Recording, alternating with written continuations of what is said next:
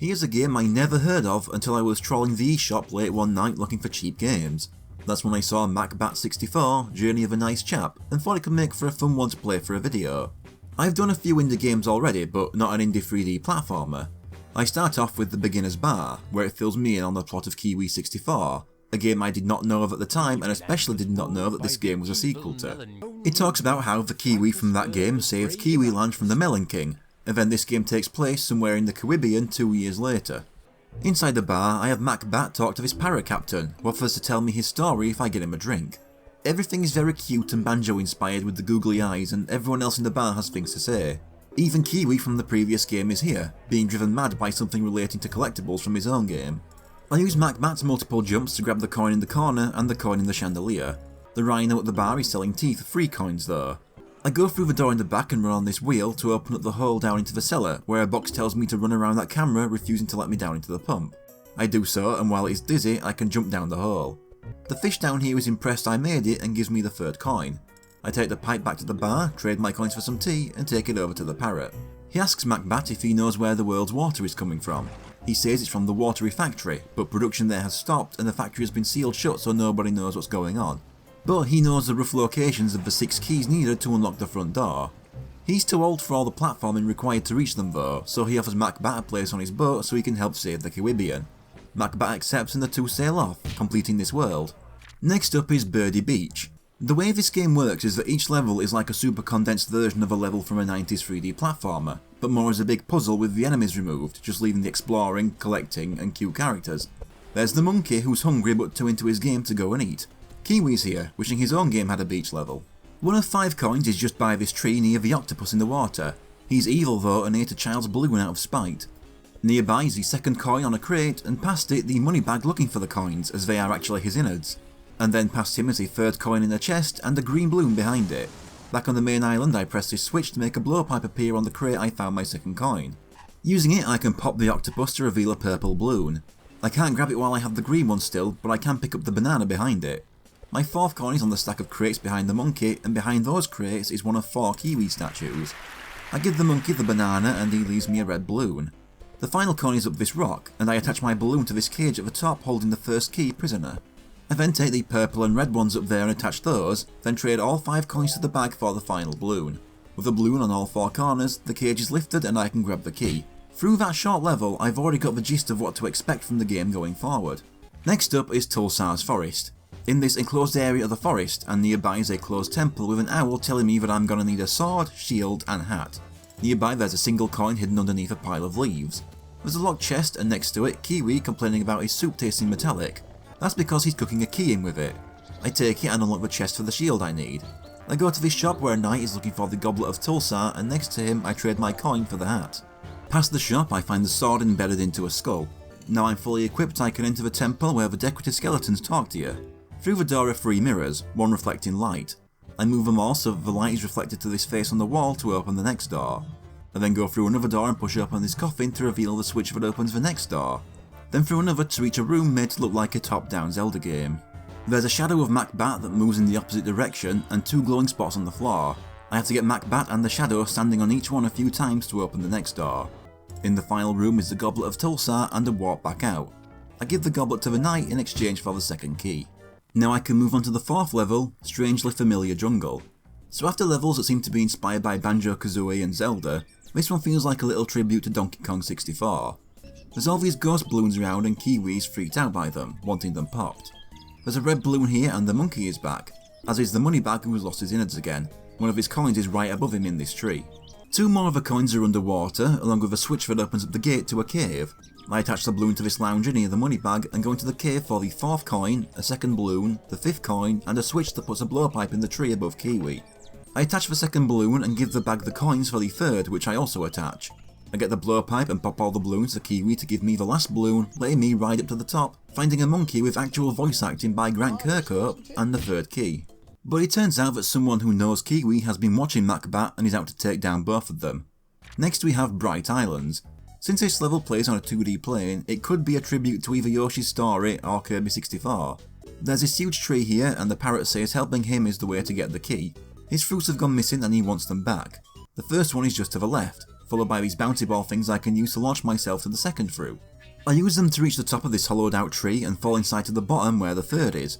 I bounce out the other side and keep going right and past this hole until I find a spotted egg. I roll back and down the hole to make the fourth fruit appear. I reach the end where the fifth fruit is on a blimp that shoots up into the air, so I bounce up after it, get the fruit and get walked back to the tree where I can trade them to him for the fourth key. For level 6 we have Tubular City. Now this one I think isn't based on any N64 game, at least not one I know of.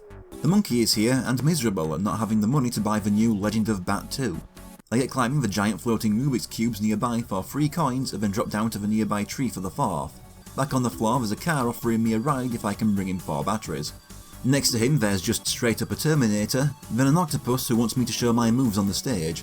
I have to stand on the green space to make it yellow and then land on the new green one that appears without touching a red space. Doing it right gets me the first battery. Time to enter the shop next to the monkey where I can get the final coin. Behind the stairs is a little arcade game I can play where I have to move up and down to shoot aliens. Taking out 4 aliens grants me the second battery. Up the stairs and there's another arcade game clearly inspired by Zelda 2. While the grey Link walks back and forth, I have to time MacBat's jump to grab the bag on the ground. He speeds up after each one I get, and once I pick up 6 bags, I get the third battery. That was Legend of Bat 2, and I give my coins to the shopkeeper for a home copy. I give it to the monkey for the final battery, and with them I can get inside the car. It leads to a short minigame on the road where I have to build up speed while avoiding the barrels dumped in the road. Once I build it up, the car blasts off and the level is complete. Once the car stops, we've found the 5th key. For level 7 we're just chilling a bit with Mac Race. The parrot suggests taking a break with some friendly kart racing. There's just 3 racers here, MacBat, the parrot and Kiwi, and the parrot cheats and sets off before go. I have 4 laps, it's a wide track and I don't move super fast so it isn't that hard. Obstacles include oil slicks and walls with the Melon King's face on them. There are 2 items depending on when you press the button after getting a box, speeding up while becoming a giant octopus and speeding up without becoming a giant octopus. It's a short track and apart from one moment in the 3rd lap when Kiwi speeds in front, once I take first I keep it for the rest of the race. I haven't done something painfully incompetent in this video yet, so let's change that with Moody Mansion. I'm in a small hallway with a load of locked doors around me. There's also a hooded figure who's lost his eyes. I can push through the door to the left where there's a ghost banana wandering around which will send me back to the start if I make contact with it. Around the back of this room is a blue key, which I use to unlock the door opposite this one. It leads to a red key in a room with this mummified body and 4 switches, and this is where everything falls apart. I can't figure out the order of these switches, as I shouldn't know yet, and go back to unlock the red door. But it leads to a giant ghost banana that takes up the entire corridor that I simply cannot squeeze past. In the end I spend a few minutes trying out the buttons thinking that's the next step, until I get the right order and wake the mummy to gain the 6th and final key. I know I'm missing something here as I still haven't figured out how to get through that corridor. But in the room with the blue key, I do discover the 2nd Kiwi statue hidden behind a photo of Kiwi. While I'm trying to work out this level, I quickly return to Tulsar's forest to find I missed another Kiwi statue behind the shop. In total, this level took 15 minutes, and I'm so embarrassed I had to look this up. I still have the red key as seen in the corner of the screen, and there's a 2nd red door I've been walking past this whole time without noticing. Through this corridor there's a giant eyeball and I roll it back to the hooded person and he gives me a torch to carry on my head. I take out the ghost with this and reach the purple key and open the door to meet this vampire who I think is one of MacBat's relatives based on his comment on visiting more often. He's got a book containing the game's level select on his desk, and the walls show the correct switch order, that's how you're supposed to figure it out. But now I can finally move on to level 9, Watery Factory. The 6 keys are entered and the place opens up. The parrot gives MacBat some flippers so he can move faster underwater. They sail inside and now I have to look around. Next to the boat there's this hungry rubber duck and then next to it a blue balloon. There's a pipe with ice saying it used to make the world's new water until a melon ruined everything. I take the first of 5 screws from under what is pretty much its nose. Those screws are for this guy on a submarine who crashed into the wrong game. Behind this giant head thing I can drop underwater for the 4th and final Kiwi statue. I talk to the head who says they used to fix up the problems here until someone put a mask on them to stop them seeing. Right beneath them underwater is a chest with the 2nd screw inside. Down at the bottom is a box of cereal and a starfish I give the balloon to in exchange for the 3rd screw. A giant fish skeleton is swimming around here with the 4th screw attached to its tail. I give the cereal to the duck so it allows me to bounce on its back to get the final screw, which I then hand over to the guy for a blowpipe. I use said blowpipe on the mask to reveal the giant head's unnerving face and get myself this stamp that completes the level when obtained. Our not so mysterious villain is now deciding to get involved, leading to level 10. Huh? The villain reveals himself to actually be the Melon King, piloting a huge mech, now calling himself the Melon Emperor. He tries to squash me with each hand, but when I dodge them both, a blowpipe appears and I take the chance to repeatedly shoot his glowing weak spot. For phase 2, 4 switches appear around the arena, one of them up. I have to make the hands land on the switch to press it and have a rock shot at the weak spot. This also raises another switch. I do this 4 times and the mech starts exploding, which also blows the arena into little chunks I have to jump across to reach this cannon at the end to fire one last shot that sends the melon flying away. Macbat and the remains of the mech land on this beach where all the characters I've met throughout the levels are hanging out with words of praise, those that lived in the factory intending to move to and make a new one. I then grab this stamp to finish the level and get the credits. But I'm not done yet, as I've unlocked the bonus book with some extra levels. So moving over to it, the first bonus level is a 2D platforming one that may be set in a slaughterhouse. I have a little maze to navigate, passing through narrow corridors while avoiding touching the buzzsaws. It's pretty lenient though, as touching one barely sends you back. Just got to have a good grip on Macbat's multiple jumps and you'll reach the end in no time. For the second bonus level, I'm in a creepy haunted house, and the reason we can't leave is that we're going to the cinema with the parrot and he's left his money here. I leave into the hallway and go down, then take the room all the way to the right end to find the first coin. There's a ghost prowling the corridor that sends you back to the parrot on contact as well. First off from the left gets me to the second coin surrounded by tentacles. First room going up has a coin but it's locked in a cage. The next room has a switch that breaks open that cage so I can get the third coin. The next door in that row actually made me jump, putting the fourth coin in front of a giant ant's head. Then the middle door along the bottom has the fifth coin, so I can give them to the parrot and finish the level. Bonus level 3 now, and I'm outside a temple where the NPCs give me hints on how to find the Kiwi statues. Since I have them all, the top of the pyramid breaks open to reveal an item. We can also see the giant head from Watery Factory at normal size. The item is the wings of a Kiwi, which grant me infinite jumps, which will even allow me to get out of bounds, such as flying high enough to get me out of bounds here and fly towards this yellow stop and swap egg. Touching it puts me in this 16-bit Mode 7 JRPG world map I can fly around. Well, I say JRPG, it kind of looks more like Demon's Crest to me. I don't actually think you can do anything else here. I couldn't find anything and I couldn't seem to land. It's a fun little Easter egg regardless though. I quit out and go back into the level to grab the stamp and finish it properly. Bonus level 4 is more straightforward. It's a Christmas themed level and there are 80 Christmas tree decorations dotted around to pick up. There are some hidden under lumps of snow, but apart from that they're all out in the open and easy to spot. I do appreciate the little nods I noticed. The little houses like in Freeze Easy Peak from Banjo-Kazooie, the ice house with a little maze inside like Snowman's Land in Mario 64, and once again like in Banjo, having to fly through the star on the top of the Christmas tree, which is where the level ends here. I liked it. It was December while I was playing this and I do love the nighttime snowy levels. Then comes the final bonus level. Instead of an N64 game, this one pays tribute to Super Metroid. We even see Macbat zoom onto this planet in a similar way to Samus's ship. I start off outside and go through this blue door, which doesn't require being shot in this game. Through another one to find a pink door, but first I go through the blue one to the left, then another blue one to reach this bridge. I fly to the top of these ruins to collect a big pink ball. With it I can go through the pink door to a cave filled with lava. There are 2 paths, and I first take the other pink door opposite the one I entered from to find more ruins. Fly to the top and I find the switch that opens up a hole in the previous room, so I go back and drop down it. I pass through the tunnel and find the Mecha Melon, which activates a self-destruct sequence with a 3-minute timer. That's more than enough, and it just takes me 33 seconds to go back the way I came. Macbat escapes while the entire planet explodes. That was the final bonus level and I get the credits again. This wasn't the most complex or sophisticated game ever, but I'm positive on this game in the same way I am with a game like Squidlet. For a game that cost very little, programmed by just one person, showing off these little tributes to a genre of game that other people decided for us that we were all sick of, I was impressed. Can't not mention that soundtrack that made it feel so much more authentic. I considered it £1 or so well spent by the time I was done. After the credits, the camera lingers on Kiwi for a while. I thought I'd unlocked a minigame, but after playing said minigame and finishing the recording, I learned I'd actually unlocked the previous game in the series. So I re-enter the cave in strangely familiar jungle, where I go through the door marked Kiwi 64.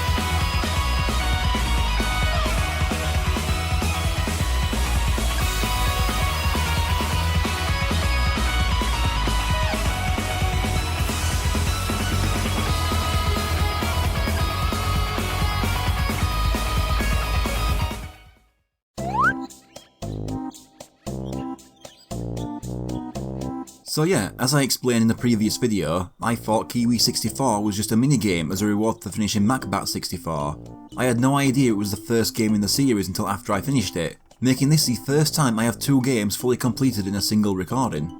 Normally I wouldn't do 2 games from the same series back to back unless it was an updated version of the game I just covered, like how I've done with some fighting games, but considering the situation, I don't mind making an exception here.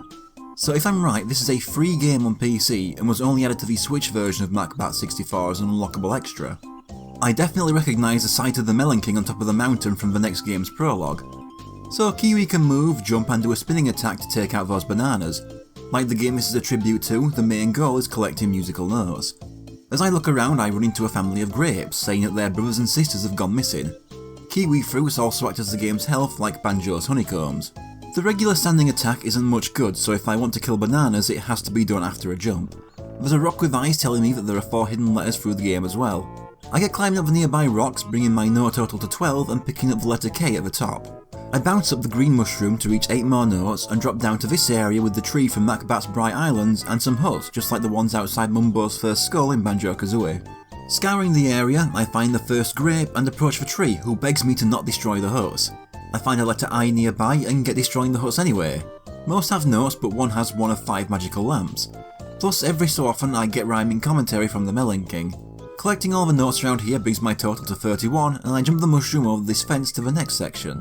I get the notes on the mushrooms on the way down and chat to this giant toothy worm in a pipe who wants an apple, but doubts there will be one big enough for him as the camera shows one in the branches high above. I get my note counter to 41 and climb back up the mushrooms and over the wall again to a larger area. I run around the ground first, getting my note total to a full 60. There's this one seed trapped in an ice cube, but I can't figure out how to break it. I'm sure I'll find a way.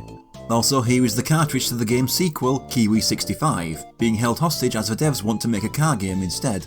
I get climbing up all the mushrooms in this section to find the second letter I. There's also a second bunch of mushrooms going even higher for the second grape. With that, I've done a full lap around the mountain. So around the area of the giant tree, I use a green mushroom to bounce higher. I find the third and final grape up here, and the grapes leave a lamp in front of themselves. Running along the branch here, I can grab the final letter, the W, impressing the rock enough to make it hand out a lamp as well. On the other side of the branch is the giant apple I knocked down. The worm also hands out a lamp. I drop down and grab it, followed by the ones from the rock and the grapes. I climb the other way around the mountain, reaching a chain of mushrooms that bounce me up to a key that frees Kiwi 65.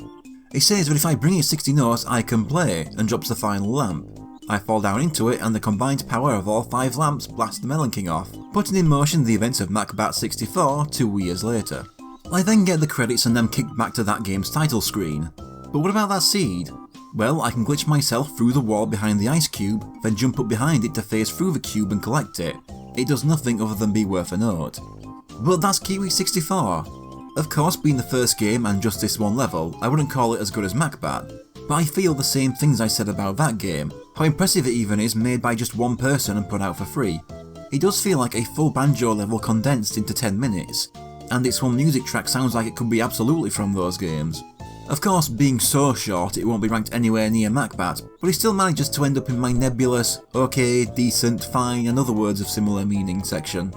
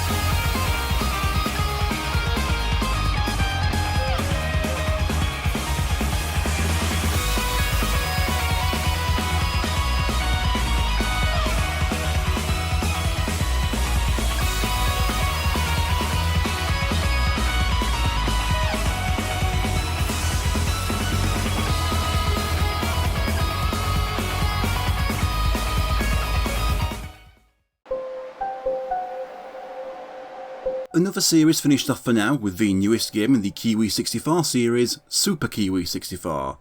Don't have much of an intro this time, so let's just get into it. Set sometime after MacBat 64, Kiwi is being told by the pirate captain about a floating island above the Kiwibean held up by powerful winds. An ancient civilization once lived there. Captain used to travel there with a friend when he was young to go look for lost treasures, but one day the friend went up there alone and was never seen again. Having told Kiwi that, he asks if he still wants to try seeing the island up close himself. Kiwi nods. Captain just warns him not to get too close to the winds. Turns out that was all a flashback and we fade into Kiwi trapped on the island with this dog on a plane. The dog figures out what happened then.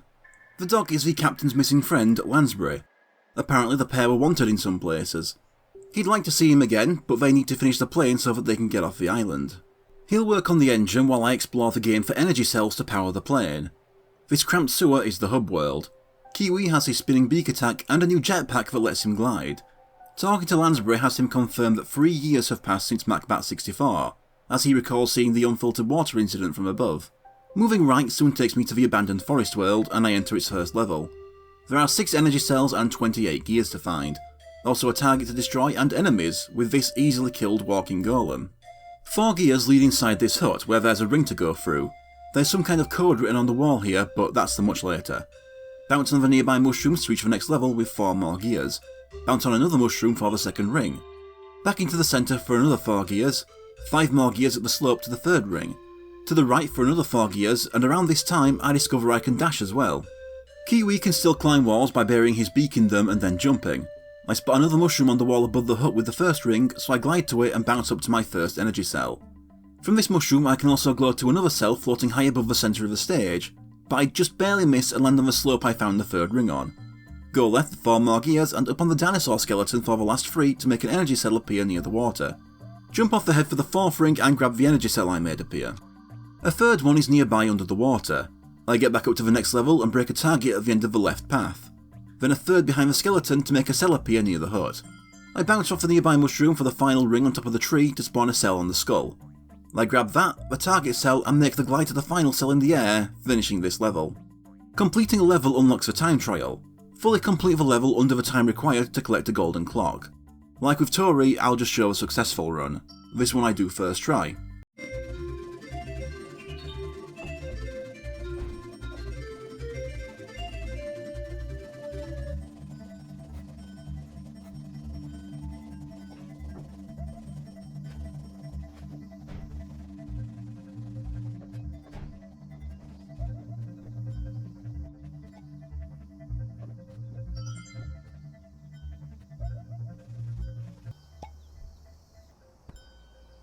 Now for that second level.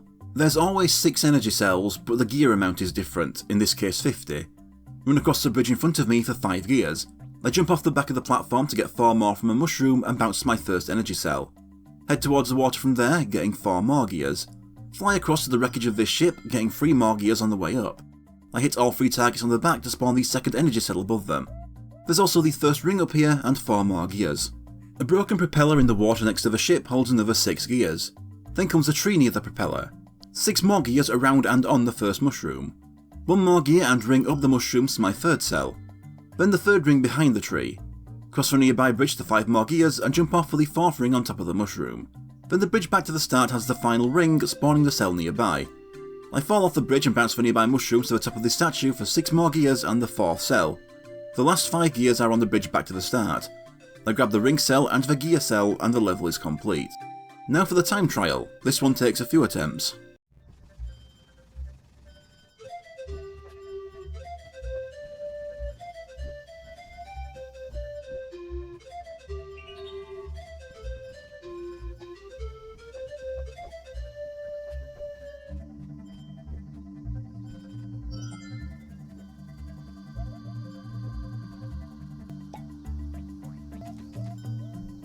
Back in the hub, moving right past Lansbury will take me to the desolate desert world, starting with level 3. This place has one of my favourite bits of music for a desert level in any game I've played. Right in front of me are 3 gears of 33 and the first ring. 4 more gears going up the stairs. The first golem I've seen since the first level and 3 more gears. Also 2 boxes to destroy which are also counted. I realise I missed one by the level start and get it. Back up the stairs I climb the nearby pipe to find the second ring. Then at the next set of stairs are 4 gears on one side and 4 more on the other. Another set of stairs are 4 more gears and a third ring off one of the corners. Up one last set of stairs to climb for the 4th ring. I see a series of high up platforms off to the side, so I glide over there. A green card to collect, and the last 2 boxes are here, spawning the energy cell back on the middle floor. Glide to the next platform over to find 3 targets on boxes to press. All 3 of them make a cell spawn right next to me. That's my first. I drop down to the sand at the bottom to find a warehouse I can open with the green card and find the second cell inside another crate. On the opposite side down here are some rails with abandoned train carriages. Between them are the remaining 11 gears, spawning a cell by the level entrance, and the final ring. This one spawns a cell on the carriage right next to me. I get that and collect the box cell, a cell floating above the carriages, and the gear cell to finish the level. Time trial now. They're taking longer. This one took 5 attempts.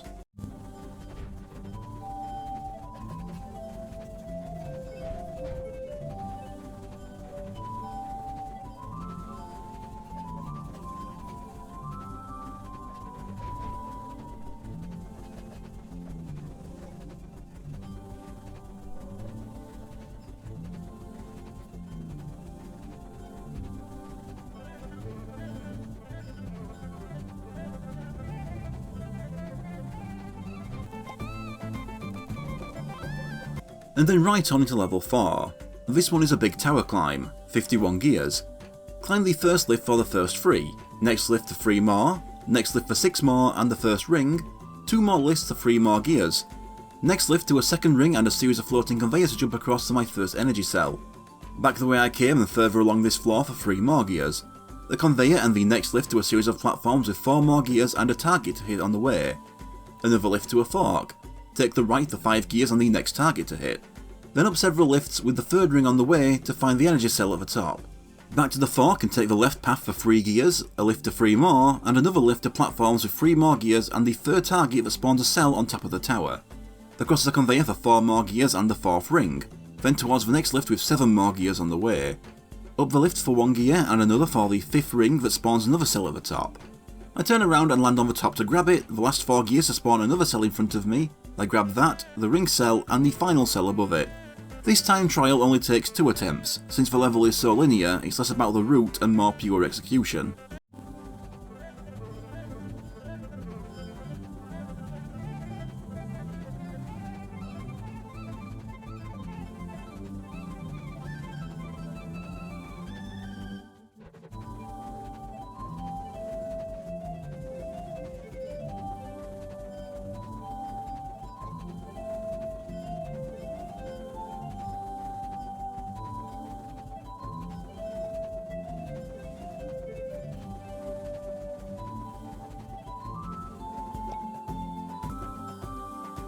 Next to the desert level entrances is a series of lifts taking me to the ambient temple world, starting with level 5. 34 gears and a pair of keys to collect. First up the ramp for 5 gears. The way ahead is barred off, so I glide over to this green switch and strike it to turn it red. That turns off the bars and I can go inside the 3 more gears. Then a series of switch hitting to get rid of bars and progress through the level to find a caged key, a button that opens the door back out into the main room, and 4 more gears. Go out, strike the switch and go back in to be able to get the blue key. Back out and continuing up the ramp for 7 more gears before I go through the door at the top. 3 more gears on the way to the next switch, plus another 3 to the left and right each. I go right and glide across the platforms in the water to reach a button. This lights one of the torches by this door opposite the green switch. Strike the switch to drain the water in the left room so I can climb the button that lights the other torch and opens the door. Through the door and drop into the water, sinking to the bottom to find a tunnel. Avoid the green rocks as I run uphill and find the purple key. The button here opens the door back to the main room where I can open the purple lock in front of me. Inside are a series of mushrooms to bounce to another tunnel with the last 6 gears, spawning a cell in the main room. The next room has a locked door and 3 keys to collect on the floor below. Then hit the switch to flip the room to find 4 more keys so I can unlock the door. In here is a button that lowers the central tower of the main room. Out of the way I came to find a new ramp where 5 energy cells are waiting.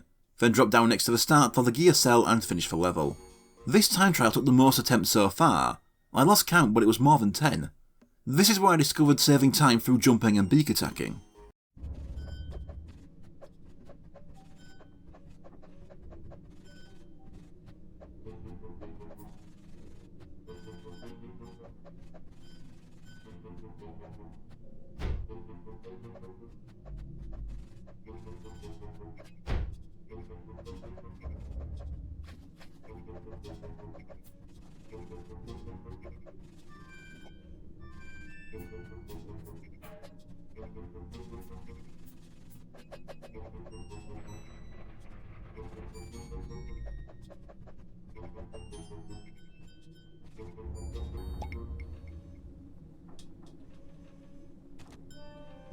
And now for stage 6.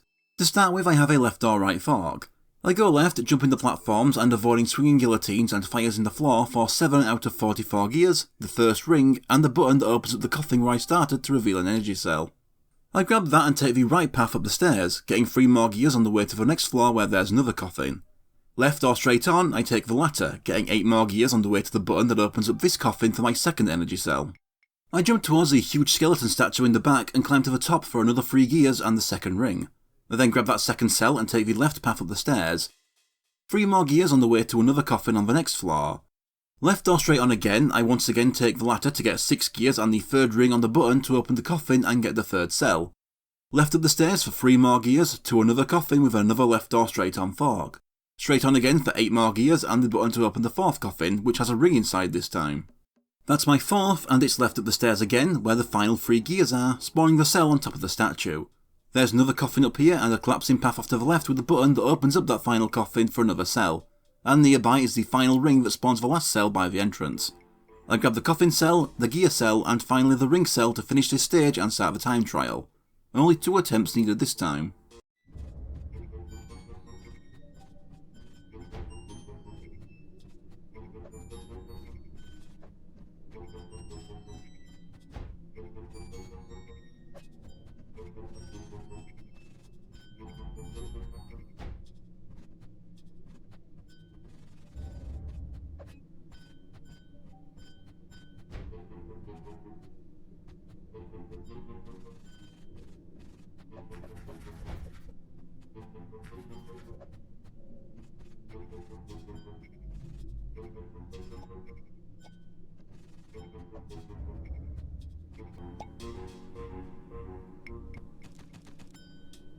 Up where these levels are, across the bridge to the right are the final pair, the pirate ruins, starting with stage 7. Right in front of me are 3 of the stage's 50 gears. I climb some stairs to the right, getting 4 more gears, then jump onto the platform behind me for another 4. Jump to the chest I can't open yet and glide to the island behind it for 2 more gears and a blue key. Back to the chest and open it for the first energy cell. Jump down into the little boats below for another gear, then the boats on the other side for another. Back to the start, I go left around the ruins for a ring, another 7 gears, and the second energy cell. Climb the wall behind it and turn around to follow the platforms I skipped on the way back to the starting area. 9 gears and a second ring. Then the platforms above the little boats saw the third ring. Back to the point around the side I turned around at, I get climbing up the ruins.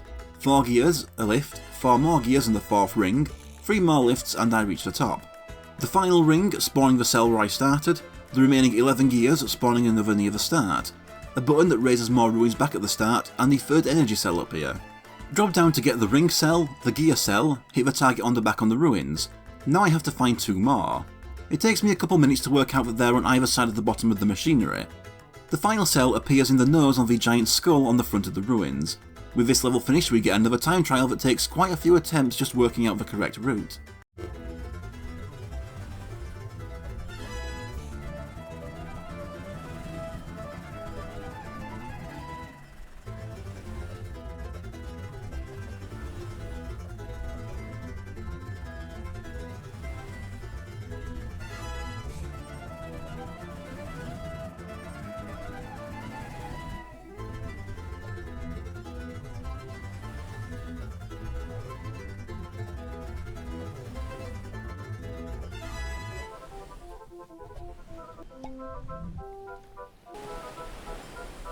I already have over the 40 energy cells needed to get the ending, but there's still stage 8 left, the biggest, most open level of the 8. For this one, Lansbury has given me an extra booster so that I can run even faster. On the platform in the water in front of me is the first of 55 gears. I jump off into the beach the 4 more gears and the first ring. Left from there are 5 more gears and a red key in a tree. There are some flagpoles nearby and the booster lets me run on water. So I get running between all pairs of flagpoles from here to the lighthouse to spawn an energy cell on top of the submarine. The second ring is also here. I turn around and head to these houses. Between them is a set of conveyors holding 20 gears and 2 more rings. Then another 5 at the end in front of this lift going up a house. The roofs also have conveyors on them. 11 gears in total with the final ring at the end, spawning another energy cell on the submarine. Then another roof next to it has a blue key to collect. I can see the tallest building has a cell on top, so I glide back over and climb up to grab it. The submarine is next. The pink key is on top and I grab the flagpole cell and ring cell while I'm there. The last 6 gears are also here, spawning the cell back at the start, so I glide over and get that. The aircraft nearby has targets that set off its propellers. Setting off all 4 has it rise from the ground so I can reach the cell up here. That just leaves those locked doors in the mountain with a skull face on it. Unlock them all for the final energy cell. Just the one last time trial now. Another that took several attempts from working out the best route, along with the extra speed making it easy to run past items.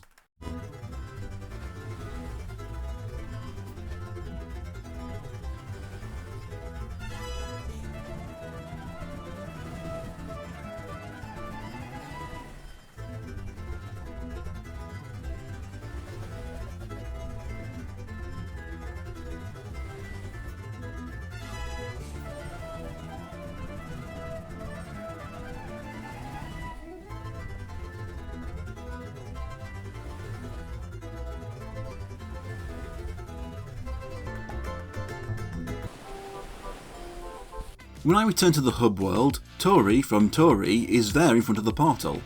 I go into the portal and I get to play a remixed version of Stage 2 as Tori, playing just as he does in his own game. I have to grab the 111 stars around the stage, 3 right in front of me, behind the level entrance I can drop down for another 5. I get back up and can use these purple boost rings to cross the bridges faster. 4 more at the other end and drop down the steps for a total of 11 more. Cross the next bridge for another 3 stars. This tree and the next are surrounded by several mushrooms with several stars floating above them. Collecting them all and the 3 by the next tree get me 53 more stars for a total of 78. To the 5th tree for 3 more stars and to the final tree for 9 more. On the floor between the last 2 trees is a series of stairs with 12 more stars and then 3 more in a coffin. The last 6 are on the stairs behind the level entrance. Not as enjoyable as a regular Tori level, but a fun extra nonetheless. Completing the level kicks me back to the title screen, where I can see there are still 2 energy cells to find. I try the plane, but that triggers the ending. Kiwi and Lansbury manage to fly off the island and the credits play. We then get a post-credits scene where Lansbury and the captain are reunited. Captain says he hasn't seen him in 30 years, but Lansbury says that it's only been 10. He asks how Lansbury didn't die, to which he says he got help from Kiwi. Everyone goes in for fruit salad tea so they can tell Captain about the adventure. When I return to the title, this time I choose the DLC that was added about a year after the game's release, Super Kiwi 64 Doomsday. We open on the Dimension of the Dead, where all souls go after they die. The Guardian watches over the dimension to ensure none can escape, but there's one who will change this. We see the final level of Macbat 64, the room where the Melon King would keep an eye on Macbat. Some kind of loading is complete and we see the silhouette of the Melon King come into view, with glowing red eyes. Meanwhile, Macbat is visiting Kiwi's house with a pizza, but a portal opens up behind him. I gain control and approach Macbat only for him to be pulled in when I get close. Well, at least he made sure the pizza got to me safe. After leaving Macbat to suffer while I check out the area to make sure I don't miss anything, I go in the portal after him. The Melon King is in the distance, saying he wasn't expecting to get both of the ones who defeated him at once. He was only aiming for Macbat. He has plans for revenge on Macbat, so he needs Kiwi out of the way for now, and I'm dumped into a void with a choice of 2 stages. Each one has 10 crystals I need to find. I go in the left one first. This stage also has 50 gears to find. There are also Macbat cutouts I can destroy. 7 gears going straight ahead and up the ramp. I climb a billboard and glide to the next floor for 3 more gears and the first crystal. Across the gap is a mushroom to bounce me higher. Another Macbat cutout, 3 gears, and jump into 3 more gears before bouncing to the next billboard to climb that shows me the second crystal I collect. On the other side of the board is the next floor. 4 more gears and the 3rd crystal. Then we get the moving platforms, ride these up to a floor with my first ring, and ride another set up to another Macbat cutout and 4 more gears. Climb another billboard for the 4th crystal, then glide from the other side to a second board. This one lets me reach the next floor. But first I missed something on the previous floor, the 5th crystal and 3 more gears. Then to the next floor for the 2nd ring and another 6 gears. A lot of rising platforms to the next floor. 6 more gears, the 6th crystal and the 3rd ring. Bounce to the next floor for 5 more gears, up the ramp for the 4th ring, bounce the mushrooms for 3 more gears. Climb another board to the floor with the last 3 gears to spawn another crystal back at the bottom. I fly across to the next platform for my 7th crystal, then ride the platforms to the 8th crystal and discover that destroying the Macbat cutouts gets you nothing. I'm missing a ring somewhere, so I slowly glide down in the hopes I see it in my descent. I reach the bottom and grab the gear crystal. It was down here, hidden by one of the lights. Thankfully the crystal appears next to the exit, completing this level. After I leave, I get a cutscene. The Guardian gets menaced by 2D faces. Apparently these guys have tried taking over a few times now, but this time they have the backing of the Melon King, who lasers the Guardian through the chest from behind. He's upgraded his life goal from ruling countries to destroying realities. The Guardian remembers him being defeated by Macbat last game, but this Melon King isn't the original. He's a robot clone with laser guns and magic powers. He's helping the dead escape so that he can unleash them on Kiwi Land and plunge it into chaos as revenge for his defeats. The Guardian just assumes Macbat will defeat him again. Turns out when Macbat fell into the portal, he wasn't caught immediately. The Melon King is having the dead go looking for him. Back into the void, I enter the stage on the right, Sinfetti Western. 76 gears here, with 4 of them right in front of me. It's a big stage, so I also get the booster back. There are these purple cubes in the air that I can bounce off to keep flying across the level with. Once I can turn right, there are a pair of wagons with 6 gears total and the first ring.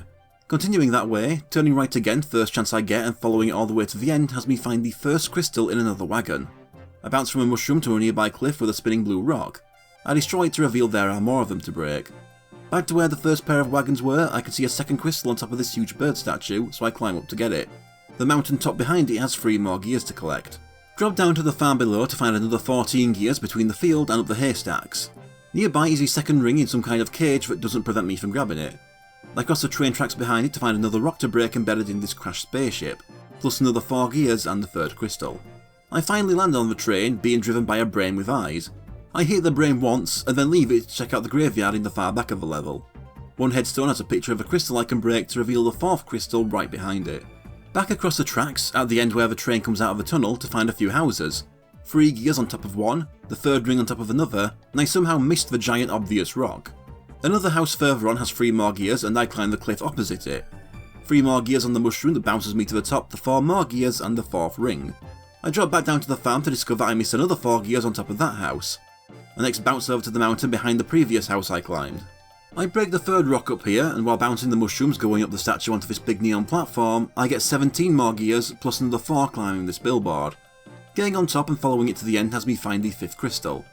I glide down across from the farm to find the final ring above the mushroom, spawning the crystal in front of the farm and 4 more gears. To the left from here is the 4th rock to break. I grab the ring crystal and find the last 3 gears on a mushroom next to the farm. I get the crystal which spawns right next to me.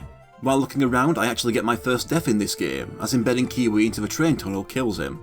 I finally notice that rock I walked right past earlier, break it and grab the crystal. After a few minutes of aimless wandering, I get back on the train and hit the brain until it explodes to spawn and collect the 9th crystal. And then I end up at a loss as to where the last one could be. There are robot cowboy farmers in the fields, and so killing them all makes the last crystal appear, completing this level. Back in the void, the final level in the middle is now open, Space Baroque. The Guardian kneels wounded at the level start. He tells Kiwi that the Melon King is on top of the clock tower freeing the dead. No collecting here, just pure platforming. First up the stairs and across the bridge, dodging several swinging guillotines. Then some platforms, and the next one has me dodging them swinging in front of me. Up the stairs is a fork. The path in front of me is fenced off, so I go left. I avoid the tentacles and cross to another fork. Straight ahead is impossible right now, so I go right. I avoid more tentacles and find another brain connected to them. Destroying it removes the fence around the other path from the first fork, so I go there, crossing the bridges and platforms to find 5 Macbat cutouts. Breaking them all frees Macbat. Make contact with him for him to get on Kiwi's back and grant Kiwi his infinite jumps. Now I can return to the second fork and take the straight on path with no flaw. This path takes me to a big chained up rock. Destroying it grants me access to the clock tower. So I head up the stairs and go through the portal for the final battle. The Melon King has a barrier that disappears when he charges a laser, giving me the time to get a couple hits in. On the 3rd cycle of mashing attack on his face, I break open his disguise to reveal his true appearance. He also makes a load of guillotines appear in the arena. It doesn't help him as I wait in the middle and beat away the last of his health during the next charge. He charges one last giant laser and destroys the dimension barrier, saying reality will soon collapse. But then he gets Mecha Freezed, showing the cutting in half from his point of view even, by the Guardian. The Melon King explodes, reality is safe, and the Guardian gives his thanks to Kiwi and Macbat. He's about to send them home, but he has a better idea. He'll take them on a trip across several dimensions as a nice reward. Is that where Kiwi's cameo in Valky 64 fits into the canon? That is the end of this DLC. I prefer the main game, but I still enjoyed it. The first climbing level was the only one in the game I didn't much care for. Climbing the thin billboards could get a bit irritating. But everything else was good. But I still have those last 2 energy cells to find in the main game. I missed this one pipe that opens when you get the other 48. It takes me to these ruins with the 49th cell at the top of the stairs, and here is a password system. There have been codes written all over the walls in this game, they are cheats for use here. A lot of them are model swaps. like this first one that turns Kiwi into Lansbury, or a giant Kiwi, or one of the enemies, a cheat that grants low gravity. How about playing as one of the Switchers from stage 5? But then one cheat opens up a pipe next to me. It takes me to the original level of the first Kiwi 64. Everything's here exactly as it was, it just looks a bit smaller. I can still destroy the huts, and this time the tree can't talk to tell me not to. Also, there's this green guy I think I might have seen hidden in Tori somewhere. The objective is to climb the mountain again, where the original Kiwi model is staring at the 50th and final energy cell. You can get a look at the slight changes Kiwi has had over the last decade. Other cheats include turning into an energy cell and a first person mode. That would be the end of the game. But if you bought the game's soundtrack, you got a small bonus game, Lansbury's Sneak Out. This game is so small and simple that it didn't feel fair to rank it as its own thing. So since it can only be gotten by buying the Super Kiwi 64 soundtrack, I'm going to count it as part of Super Kiwi 64. This will be short because there isn't much to say about it. Lansbury checks out a pipe and falls in. I have a series of tunnels to get through without being seen by the enemies, which would result in starting the level again. First level is the simplest, second introduces crates to hide behind, third has me sneaking around more than one at once, fourth one requires me to tail them and quickly run by as they're turning around. At the end I find the exit. Lansbury escapes into the desert, spots Kiwi falling onto the island, and the game is only less than 10 minutes long. As I said, it was a little thank you for buying a soundtrack, so I didn't want to judge it as a full game. And that's Super Kiwi 64 and my 9th completed series, and the first one to consist of more than 2 games. This is my favourite of the series and my favourite Cyaktro game so far. It has what I praised MacBat64 for, giving the bite-sized pieces of nostalgia while still being enjoyable, and also including the fast gameplay and time trials I got really into that Tori 3D had. Also the best soundtrack of the series so far, it was so good. Ranking this thing is so easy, it's gonna go a couple spots above Tori 3D, ending up in 88th, above Fear Effect but below Zelda 2. In the end, I think this series has improved with every game. For a series developed by one person, it's come quite away from the first game's single level. Of all the series I've finished so far, this is the first one that isn't definitively ended yet. The others all ended or stopped getting games years ago. But Cyaktro is still making games, this one just happens to be the most recent in the series at the time of this video. So this is one that could keep being uncompleted and recompleted if the channel goes on long enough. And I hope so. I've been liking this series and I want to see where it ends up going next.